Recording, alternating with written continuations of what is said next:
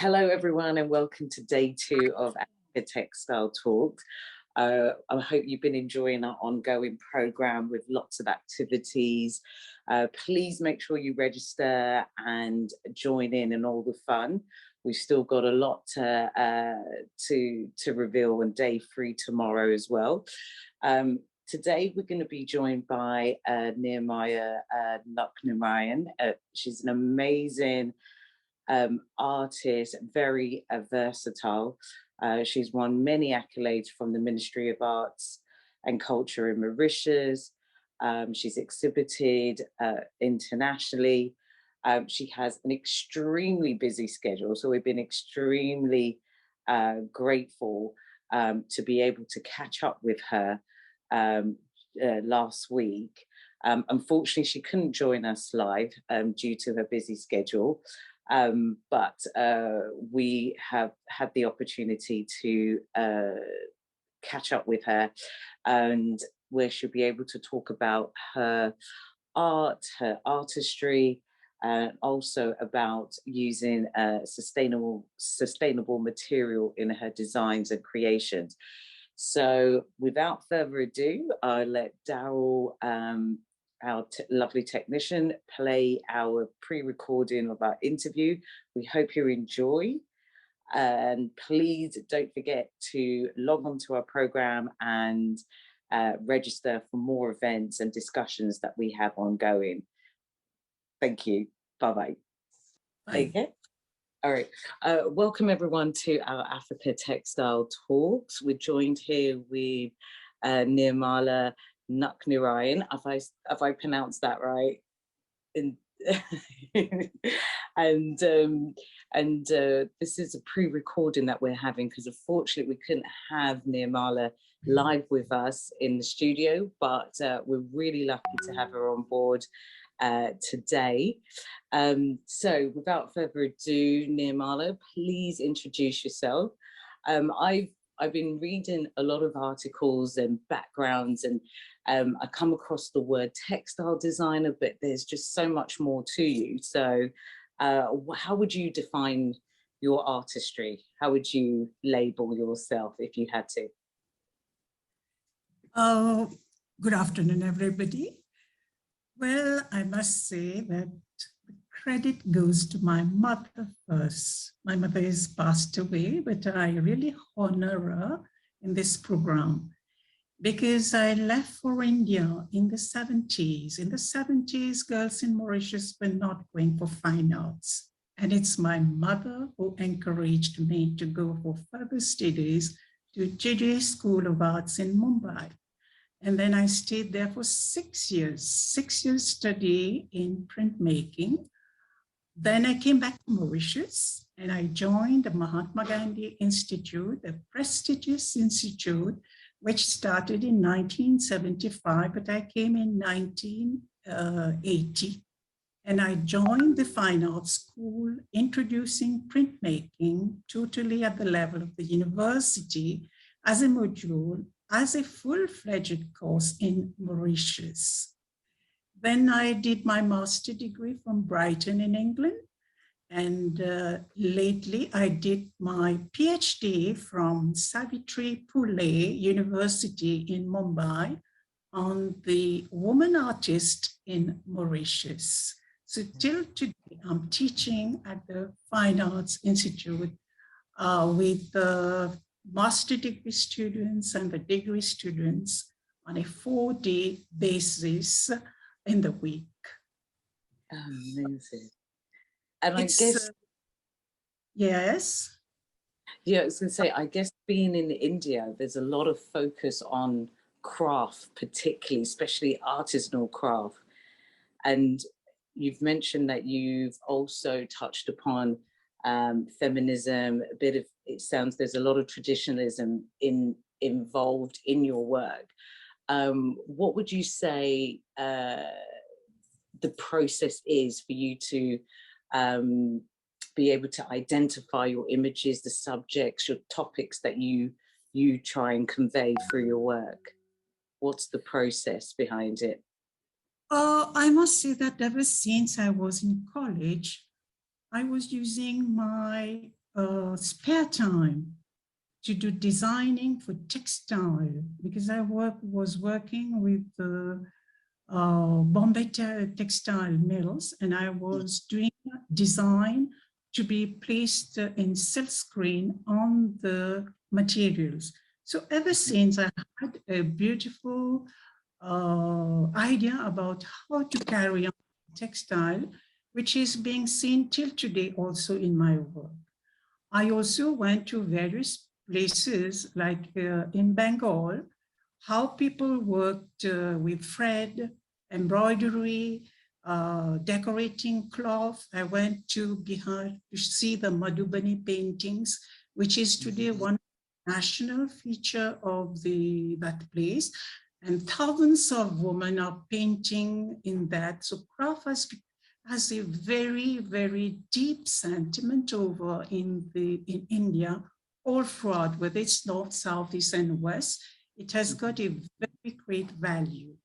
So it's always, it has been with me, part and parcel with me, and I do introduce it in my work today.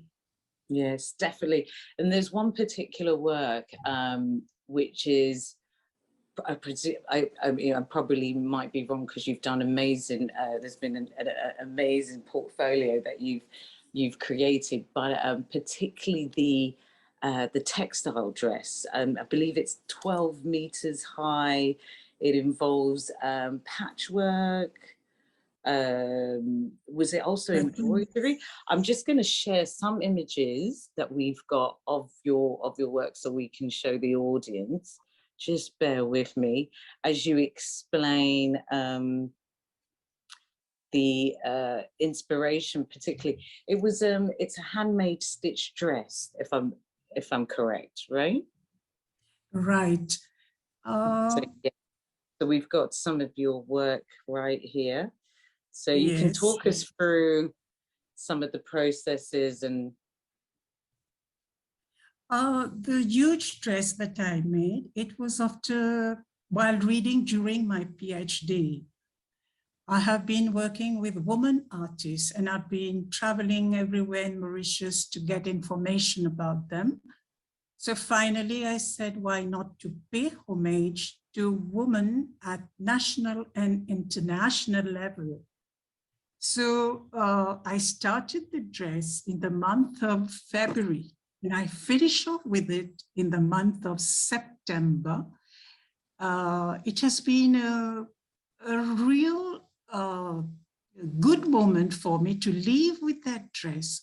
So I started by going to the tailors, to various tailors, collecting materials first that we throw away, because I feel that textile can be recycled into new things. So why not make a big dress? And it was small pieces of any sizes, any length. I just keep on cutting and I hand stitch them. Hand stitch them, which means that reusing them, recycle them, living with it, it's sustainability. And I felt that it's the process is very important equally to the product. So by laying small pieces of fabric side by side, finally, it is like a mosaic work, which has been constructed from pieces to a whole. And it is to symbolize woman at national and international level, because woman had always been considered, I'm not talking about gender issue, but she has had a sort of feeling. So she's a mother, she nurtures, she gives birth to children. She has a lot to do in her life. She is not a commodity for sale. She is to be respected. She has come to this world. She needs to be respected and given her place to breathe and to live. So there is much freedom also that she should get. So in that dress, there is some small items have been added, like button, zip, embroidery, lace, silkscreen, wood block, a bit of mixed media like monotype as well, besides sticking them all together to make a complete piece, which was about 14 to 15 feet height, and materials collected from all around in Mauritius. Excellent. And so you were talking about waste textile and approaching the tailors in and around Mauritius. What's the importance of using sustainable art in your work? Why is that important to you? I think today, why I use material, cloth, stitching them, because obviously they can be used and reused. So recycling is very important. Today, people, they buy clothes, a lot of clothes, and then they throw them away. I call it a social skin. Social skin means protection. Previously, people were not able to buy. So in my previous work, I've been using the sisal plants, the jute, which was used during the colonial period by the people here in Mauritius. Sugar bags will be made out of them. And those bags can be recycled because it's a waste material that goes back to nature. Whereas today, plastic, which is causing lots of pollution, and they are not biodegradable. So I feel we should go back to cloth, to material, to fabrics, because sustainability presumes that material are finite. They should end, and they should be used in such a way without compromising the ability for future generation. We don't need the future generation to come and solve the problem for us. We are here today, and we should think about it. We should think what can be done, like bottles, which is causing great havoc everywhere. So similarly, these things could be recycled. So sustainability has to be one of the main focus of our generation today. And if each one try to champion it, to work it out, it will be a better world to live in for tomorrow. Now, if we see the sea, the lakes today, they are being taken for granted, but these are places which keep us cool and provide us oxygen as well. So if these get lost and this gets damaged, so what about our life? Is it going to be a safe world for us to live in? What about our children, grandchildren? What sort of work it's going to be? So today, due to climate change as well, we need to think a lot about how we can solve these problems, come together, pull ourselves, build up campaigns around in the country, and also educate people, sensitize them how to solve this problem. So this could be one of my future problems, like to make a bigger dress, bigger dress, and put that dress on a 4-wheel and circulate it in the city just to educate people that sustainability is very important in our day-to-day life nowadays. No, definitely. You've mentioned the new generation and especially being a tutor at the Mahatma Gandhi Institute. What would be your advice to encourage these new artists, up and coming artists, to start creating sustainably? What advice would you give them? Yes, in Mauritius, our students import a lot of materials. It's a small island. Obviously, we don't produce much here. So in my field, like fine arts, many of the things are being imported. So nowadays, sustainability, I ask my student how to make paper.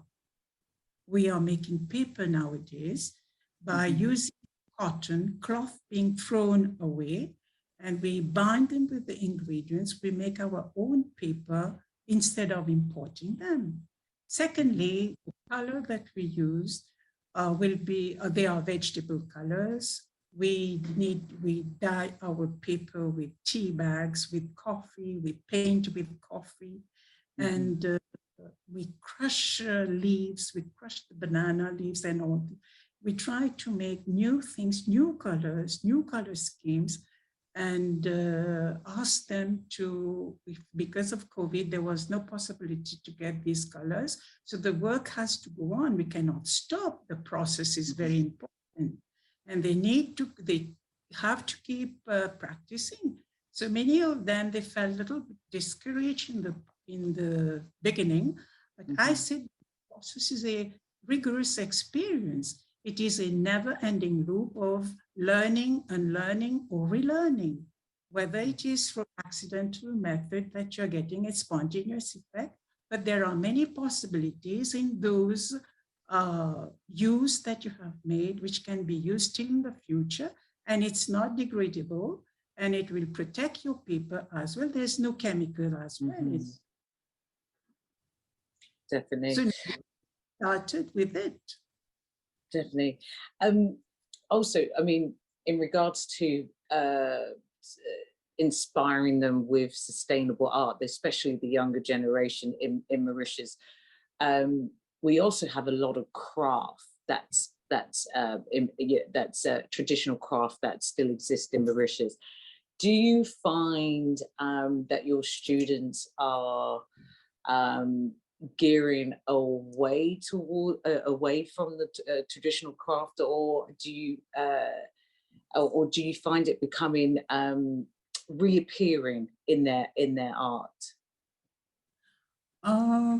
I do introduce the local material in my specific subject, that is printmaking.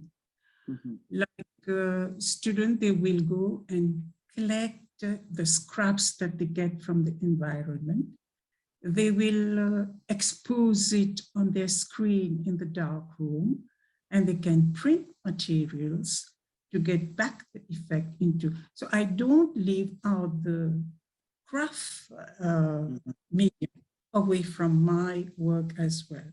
The wood that we thrown away, pieces of wood that they get, they always create something out of it, and a beautiful image could come back to this wood. We also have leaves. We have a lot of things in the environment that we collect.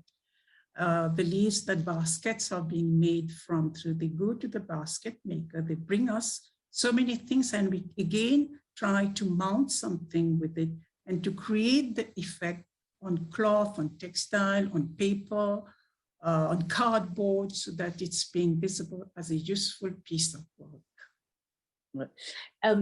So in Mauritius, do you find there's any craft that is sadly dying, phasing out, and that should be revived, or a particular craft we should definitely hold on to and nurture and pass that knowledge down to different to the younger generation? You know, there was a problem once that the sisal tree, the jute that we get here to make the bags, that it was dwindling in number. So there was an engagement that this should be encouraged, that baskets could be made with it. And baskets are being made by a few people. Expensive. They are meant for exports as well, because we live on tourism, and the tourists, they highly appreciate those baskets today. I wish that this could be prolonged on a larger scale and try to do the dyeing, also the dyeing of the basket, because when I went to Namibia, I saw there, I visited some craft there where each and every leaf was dyed with a different color. So if brought here in Mauritius, the basket, one basket would be having various types of design, use tints and shades, I mean, Otherwise, all the baskets are still of the same type, and Right. they are usages and ages of the same quality. But I wish this could go to a larger scale, to a larger level. No, definitely, absolutely. And I know we're sadly short on time at the moment. So before we say our goodbyes, what work, I mean, we were chatting before about all the future projects that you have on board, but can you tell us, share anything that's happening at the moment for you that you're working on, any exciting projects? Apologies, everyone. Sadly, we lost Neermala, but we do hope you enjoyed the session. Should you have any Q&As, we're happy to forward on to Neermala. Thank you very much for attending and enjoy the rest of your day. Take care. Bye-bye.